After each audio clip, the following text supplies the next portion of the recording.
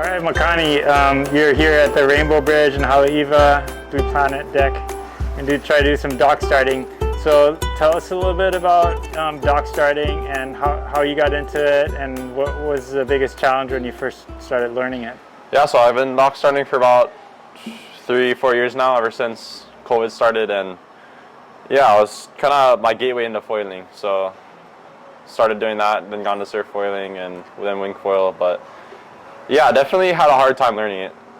Me and a couple of friends just started doing it by ourselves, all beginners, and took about 3 months to get it down and dialed, but ever since then, it's been something we do, I'd say, all the time, and yeah, it's really fun to do. So and you just like run and jump off the deck onto your board?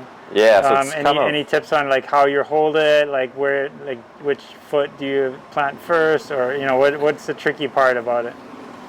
Yeah, so I say a lot of beginners get wrong is holding the board. So I have a Pacific grip, just putting my backhand where my back foot's gonna go, and then my front hand or my front foot's gonna go. Okay. So maybe, yeah. So then you kind of have a marker of where you're gonna put your feet when you're jumping on your board. So yeah, once I get my grip down, where my back foot's gonna go. Usually backhand's going to be a little bit in front of the mast is where your back foot's going to go, depending on what front you got. And then front hand as far forward as you want your stance, maybe about shoulder width, maybe further apart than that. And then once I put it in the water, it's going to take a couple of tries. You don't want to just go for it on your first try, but you're going to want to slowly, gradually get further and further. So what I mean by that is maybe the first try, just try jump on it, get your foot placement right, and then try and glide as far as you can. And then once you get your foot placement right 3 or 5 times, then you can go ahead and try and do a couple of pumps. And then off of that, you can build off of that. So don't necessarily start to pump right away. I wouldn't kind of try to glide go on for it right away. Once you get each step dialed, then you'll progress a lot quicker instead of trying to do a lap right off the start.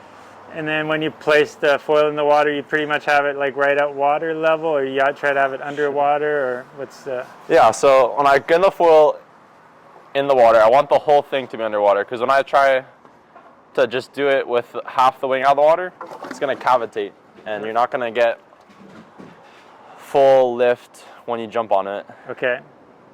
So yeah, really definitely you want your feet down that center line, because if you have it too far back or too far to either side, you're gonna lean the wrong way. And then do you try to like have the noise pointing up or down, or just flat, or like what's definitely flat. So I guess another tip could be, once you get your hand placements in, you can do 2 or 5 steps.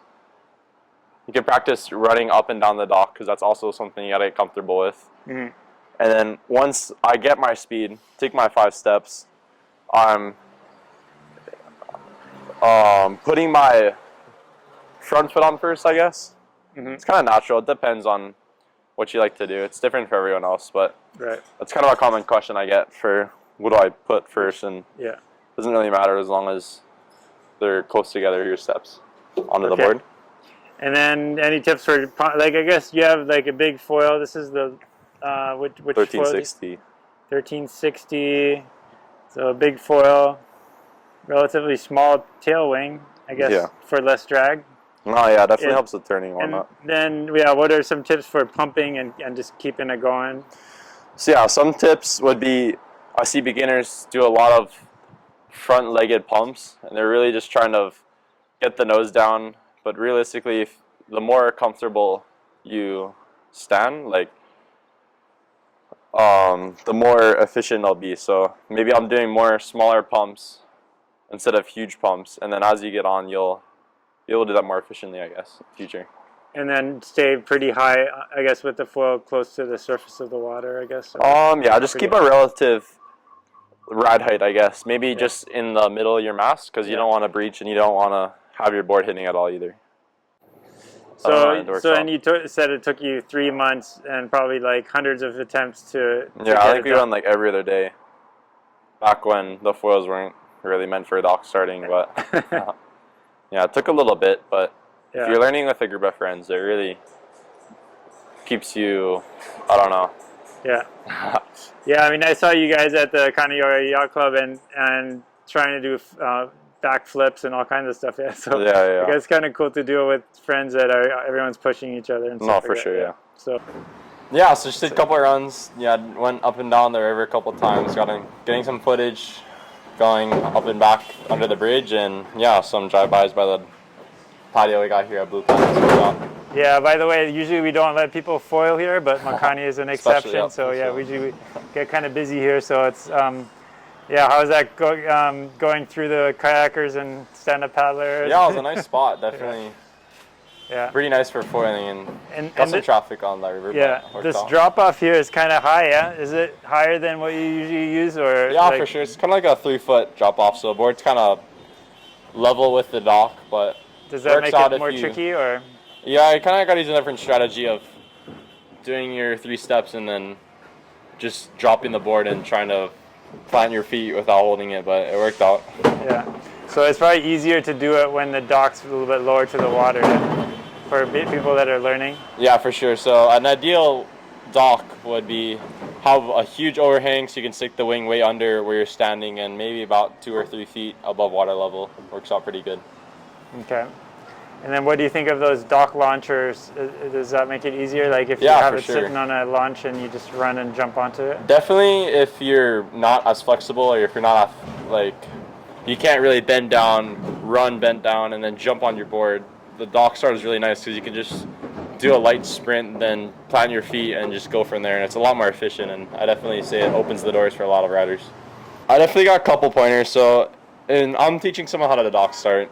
I don't tell them to just jump on it and pump right away. It takes a couple tries for sure, and definitely starts with you finding the right hand position for your style and then finding the right feet position, and then from there you can practice gliding as far as you can, because that's going to help you a lot. If you can take 10 steps even, run as fast as you can, and then glide for as long as you can before you start pumping. It's going to help you a lot with finding your balance, because obviously when you're running and jumping on your board, you're going to have a lot of unbalancedness on your board, so it helps a lot to take it step by step, and then from there you can try and put some pumps in and then eventually get back to the dock from where you started.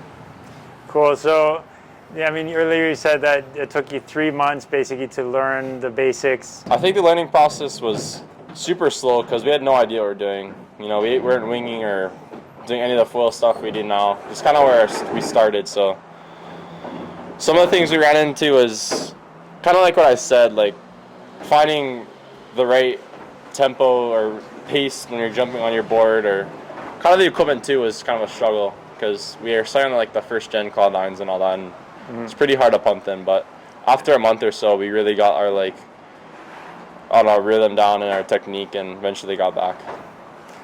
Yeah. So this foil seems to pump pretty well, yeah? So it's kind of pretty high aspect. Yeah, so this is Saab's new Leviathan Pro, and it's super huge aspect ratio. It's super thin. There's not much lip for lift. And it's super efficient, I guess. Like, it's a huge wing, but it feels super small, and that, especially with this small tail, it's super maneuverable. So you can do things like sprays, but you still have a glide to do pop, like lay down on the board and pop back up. Yeah. And yeah, this is definitely my favorite dock starting front wing. Nice. Especially with the pump mass. I tried it with this wing with. It's such a big wingspan, it's nice to have that thick mass under your feet. A little bit more thickness and rigidity. More stiffness, yeah, more feedback. And then the length is 730 centimeters? Yeah, something like that, yeah. So talk a little bit about pumping up the river. That was kind of a cool little thing. You went almost to the second overpass bridge. Yeah, it's a pretty cool venue for dock starting. You don't get much of this kind of like, I don't know, views and scenery. So yeah, went all the way up the river about for 2.5 minutes, and yeah, the foil felt really good. It was super efficient.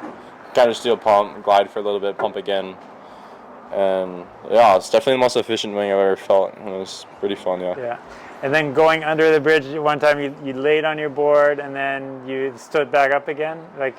Yeah. What's the trick to doing that? So yeah, I'd say, I don't know, like it's kind of like a boogie foil, I guess, on a wave, but when I came under the bridge, it's pretty low, so to get under it, it helped a lot to lay down the board, and then to pop back up, it's kind of like a surfboard. You know, you your knee that's on the tail and your 2 arms to pop up, find your back foot, mount that, and then slowly climb your way back up. But yeah, like once you've been doing it long enough, there's so many tricks you can learn, like whether it's, I don't know, 360, switching your feet, laying down on it. Someone did like a flat water backflip, which is pretty cool. So yeah, there's definitely no limits for dock starting, and there's always some new tricks to learn, which is pretty nice. Yeah. All right. Thanks. Thanks SUP and Foil for the new package, and thanks Robert for letting me come out to Blue Planet to shoot some videos. And yeah, it was a fun time, and hope you guys enjoyed the video. Yeah. Thanks for the tips. Yeah, no problem. Hope it helps everyone, and just keep trying. Yeah, for sure. It's not easy. Okay. Thanks, Makani.